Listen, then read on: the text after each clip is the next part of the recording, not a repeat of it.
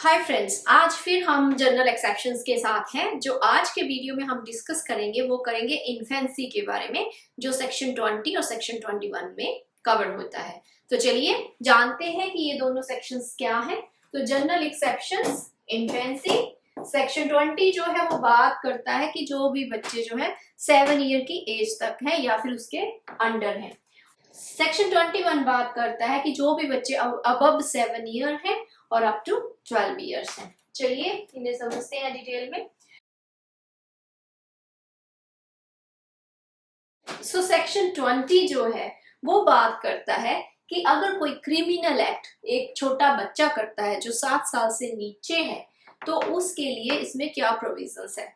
तो सबसे पहले तो उस बच्चे को एब्सोल्यूट इम्यूनिटी है, वो कंप्लीटली एक्सेप्टेड है। बच्चा 7 इयर्स से कम का है। उसका रीजन ये है क्योंकि वो इस एज में जो है क्रिमिनल इंटेंशन जो है वो फॉर्म नहीं कर सकता।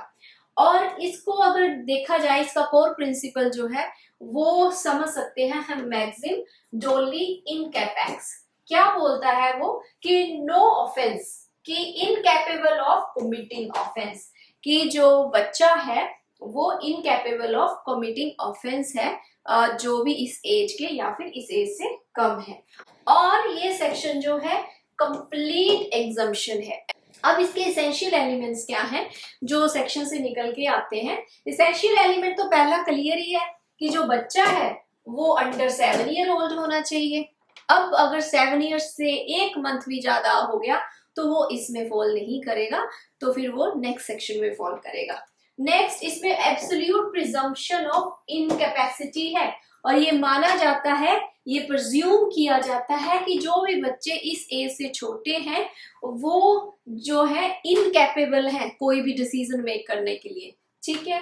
नेक्स्ट है no evidence can override this presumption, और इस प्रिजम्पशन को कोई भी एविडेंस जो है वो ओवरराइड नहीं कर सकता, क्योंकि माना जाता है कि जो भी बच्चे under the age of 7 year है वो कोई भी इंटेंशन, जो भी क्रिमिनल इंटेंशन है वो नहीं फॉर्म कर सकते।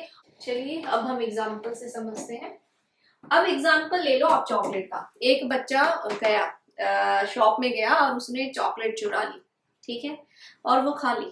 ठीक, अब वो क्या फिर उसने थेफ्ट किया है, क्योंकि उसने तो चोरी करी एक तरह से। तो इस सिनेरियो में ये बोला जाता है कि क्योंकि वो बच्चे की एज देखी जाएगी, अगर बच्चा अंडर 7 है तो क्या होगा, अगर अंडर 7 है तो उसको एब्सोल्यूट इम्यूनिटी मिलेगी, वो क्राइम नहीं समझा जाएगा क्योंकि उसे वो क्रिमिनल इंटेंशन बनाने की उसकी कैपेसिटी ही नहीं है। ऐसे ही कोई कैंडी उठा ले, ठीक है, हुआ तो थेफ्ट, पर अगर बच्चा सपोज करो 5 साल का है तो वो कैंडी चुरा के ले लेता है, तो क्या वो क्रिमिनल इंटेंशन बनाने की सिचुएशन में है? नहीं, इनकैपेबल है क्योंकि वो छोटा है, उसे सही गलत की समझ नहीं है। तो इसलिए उसको जो है एब्सोल्यूट इम्यूनिटी मिलेगी।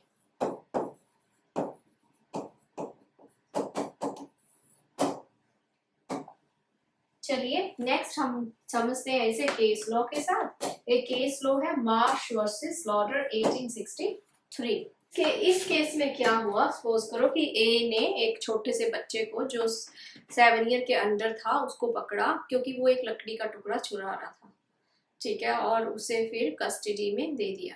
तो कोर्ट ने बोला क्योंकि वो अंडर 7 ईयर है, अंडर द एज ऑफ, जिसमें रिस्पॉन्सिबिलिटी की कोई नॉलेज नहीं है, उसे कोई वो मतलब अपना इंटेंशन नहीं बना सकता, इनकैपेबल है, तो उस सिनेरियो में उसे फिर डिस्चार्ज कर दिया गया। क्यों कर दिया गया? बिकॉज जो बच्चा था वो अंडर 7 ईयर ऑफ एज था। चलिए अब नेक्स्ट सेक्शन समझते हैं। अब सेक्शन 21 अब ये बात करता है, तो जो बच्चे 7 साल से 12 साल के बीच में है। अब इसका मतलब क्या है, मतलब 7 ईयर्स क्रॉस कर चुका है। तो अब 7 to 12 ईयर के बच्चों के लिए एब्सोल्यूट इम्यूनिटी नहीं है। जैसे हमने पीछे पढ़ा कि जो 7 ईयर के अंडर है उनके लिए पूरी इम्यूनिटी थी, कंप्लीट एब्सोल्यूट इम्यूनिटी। इनको पार्शियल इम्यूनिटी है, मीन पार्शियल एग्जम्पशन है। पर इसके लिए एक टेस्ट होता है, बच्चे का देखा जाता है कि उसकी मैच्योरिटी ऑफ अंडरस्टैंडिंग कितनी है। अगर उसकी मेच्योरिटी ऑफ अंडरस्टैंडिंग अच्छी है, उसका एक्ट जो है वो क्राइम माना भी जा सकता है। अगर मेच्योरिटी ऑफ अंडरस्टैंडिंग नहीं है तो फिर उसे नहीं भी माना जा सकता। अब इसके इसेंशियल एलिमेंट्स क्या है, फिर वो सेक्शन से निकल के आएंगे इसेंशियल एलिमेंट। पहला तो इसेंशियल एलिमेंट एज ही है कि जो बच्चे की एज है 7 ईयर से ऊपर बट अंडर 12 ईयर होना चाहिए। और अगर इस डिफेंस को लेना है तो इस डिफेंस के लिए जो बच्चा है उसकी सफिशिएंट मेच्योरिटी ऑफ अंडरस्टैंडिंग नहीं होनी चाहिए। अगर उसकी मेच्योरिटी ऑफ अंडरस्टैंडिंग, चीजों को परखने की, समझने की कोई समझ बड़ी कम है ही नहीं, तो सफिशिएंट है नहीं, तो भी ये इस सेक्शन के अंडर डिफेंस ले सकते हैं। और incapacity must exist at the time of the commission of the act.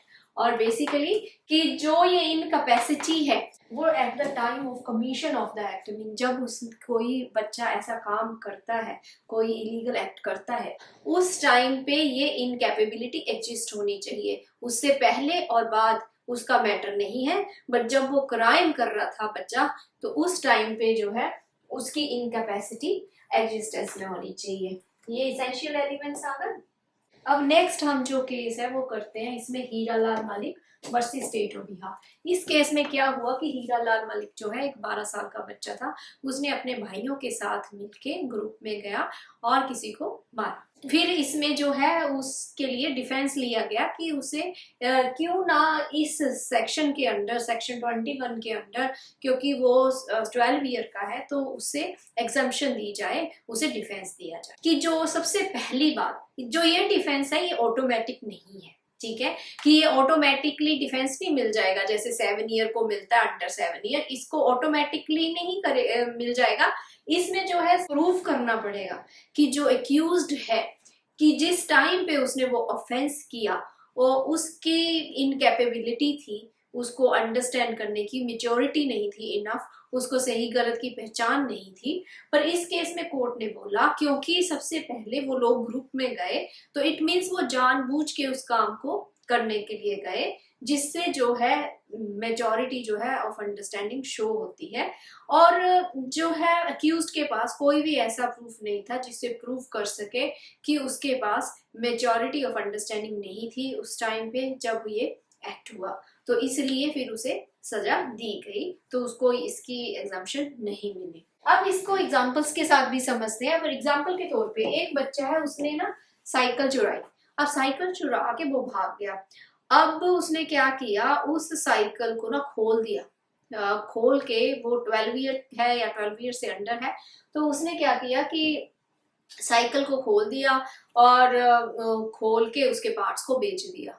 अब क्या इस केस में उसे इम्यूनिटी मिलेगी? नहीं मिलेगी, क्योंकि उसके पास मेजॉरिटी ऑफ अंडरस्टैंडिंग है। उसने साइकिल ली और चोरी की, उसके पुर्जे खोल के बेचे, तो उसके पास मेजॉरिटी ऑफ अंडरस्टैंडिंग है।